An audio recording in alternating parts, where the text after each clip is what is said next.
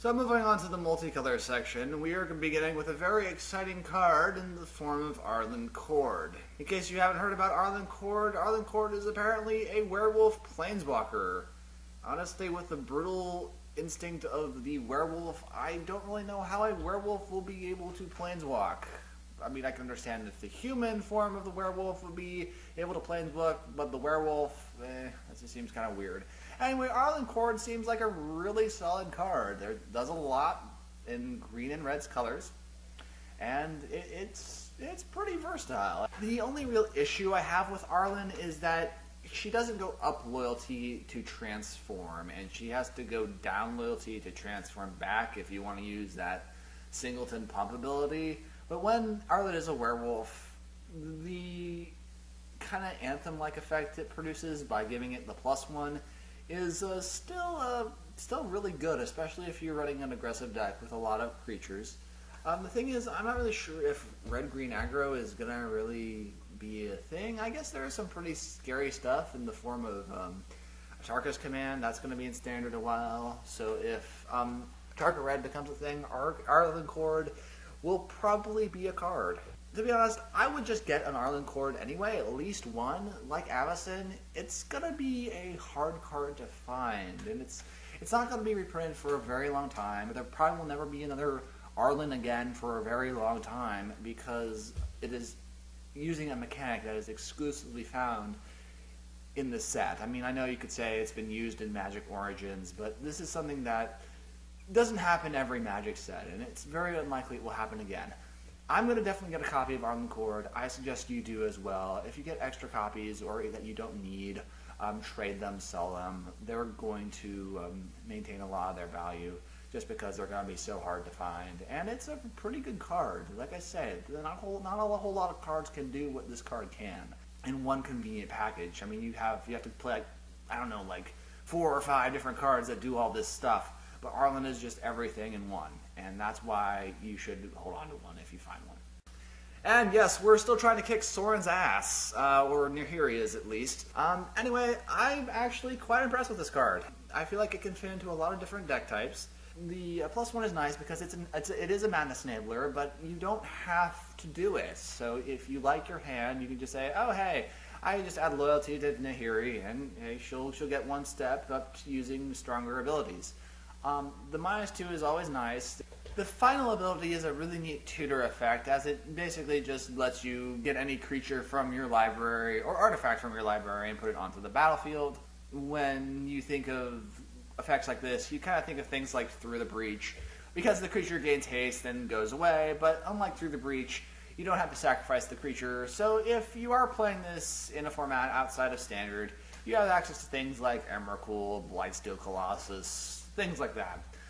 Personally, I think Nahiri can actually see play outside of Standard. I think she can fit into modern decks. There's still like the Jeskai decks. She could also see play in Legacy too. I feel like the Miracles good deck might want a copy of her. But still, she's a really good card. I'm looking forward to getting some. I would like a couple of copies. I think it's a solid card for the style of decks that I like to play. And it's definitely going to be a powerful card. You consider yourself lucky to get this, and if you play decks that could benefit from one of these abilities, don't be afraid to commit to it. It's probably going to be pretty high for a while, but once it deflates, I think just a little bit, and if you know you're going to be playing Standard with it, it's definitely going to be worth the money, and you're going to enjoy it. So finally we come to Soren, and I guess he was tired of being the Lord of Innistrad, so he decided to I guess you could say, become someone's nemesis. He is a whopping 6 mana, but it's for a very good reason, as his abilities are actually pretty tremendous. I know we were talking a little bit about having a lot of Dark Confidant-like cards in the set.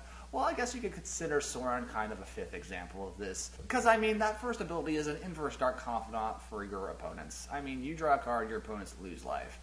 Also, who doesn't like a Death Grasp? That's really awesome.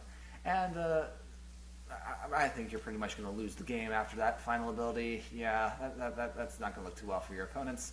Unless your opponent has like a Languish or something, they're probably not going to win from that. Personally, due to its high cost, I don't really see Sorin seeing a whole lot of play outside of Standard. But I think if you're running a mid-range or a control deck that is using the colors of Sorin, black-white, it's going to be an excellent card. I mean, wow. It provides advantage, it gives you life, it can kill your opponent's creatures. It's a solid card. I honestly think because of its mana cost, it's probably going to deflate a little bit faster than the other Planeswalkers. It's a solid card. While we are at it, I shall advise you that you shall beware of the Gitrog monster. This new general, or potential general for EDH, is this big, nasty frog that allows you to play more lands and gets you a lot of cards. Wow, we're really getting a lot of cards that give us potential card advantage here.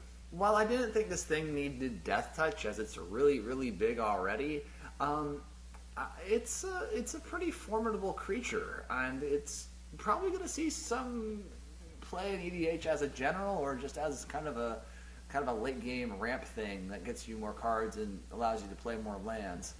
To be honest, I feel like it could see play in Standard as well, as it's a 6/6 for 5. Kind of reminds me of Spiritmonger a little bit. I mean, 6/6s for 5 are usually pretty good. Frankly, I'd get a copy. I don't think it's going to stay too high for too long, but if you do like to play EDH with these colors, it's definitely worth trying out. I feel like this next card was a reject from Gatecrash, as I think it was supposed to be a card that was part of a cycle from that set, but they canceled it. This card is Altered Ego, and just by looking at it, I can kind of tell it was supposed to be a Simic card that was supposed to be part of the Encounterable cycle that wasn't in the Gatecrash set, but was in the Return to Ravnica set, which had cards like Abrupt Decay and Supreme Verdict. But I feel like this was one of those cards that they were thinking about making for that set, but they decided to release it here instead. And I'm actually quite happy with the result of this card. I love clones. I think it's great when clones have added benefits, and a clone that can't be countered and can potentially be a lot bigger than the actual creature it is cloning is really good. Bottom line is, if you need another clone, this is an excellent option. So next up, let's talk about Wizards' attempt to reprint Vindicate in Modern. This time we're going up with Anguished Unmaking. Anguished Unmaking, I feel like, isn't a bad card. In a sense, it's similar to a card like Path to Exile, in which you're paying a drawback to get value out of. And in this case, the drawback is 3 life. Well, I don't think this card is actually very good against aggressive decks, or super aggressive decks, because losing 3 life is kind of a big deal in those matchups. Against everything else, this card is absolutely stellar. While it can't hit lands, it's any permanent. That's saying a lot. That's a lot. Bottom line is, I think if the format has a card like Vindicate, you're probably going to play Vindicate over this card. One thing about this card that Vindicate actually doesn't have, I believe, is that Vindicate is a sorcery, while this is an instant. Instant speed does make a big difference, and losing 3 life because of that difference, or to balance out that difference, might seem like a bit of a punishment at times against some matchups. But this is a stellar card, and I really like it a lot. I think it will see some play in Modern. It's definitely going to see some play in Standard, and it's definitely playable in any casual format. More talk about zombies. Prized Amalgam is going to be good if zombies become a thing. Get your Restless Dead soon, because if zombies are a thing, those 2 cards are going to be in it.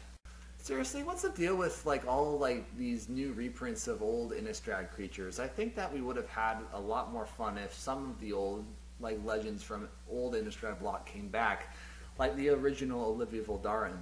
This new Olivia here, I think, is meant to be a Madness Enabler, and I don't think it's a terrible creature. I just kind of wish that we had a bit more nostalgia to kind of balance things out and get more people back into the game and play their old cards in Standard. I cast the right arm of Geist of St. Traft.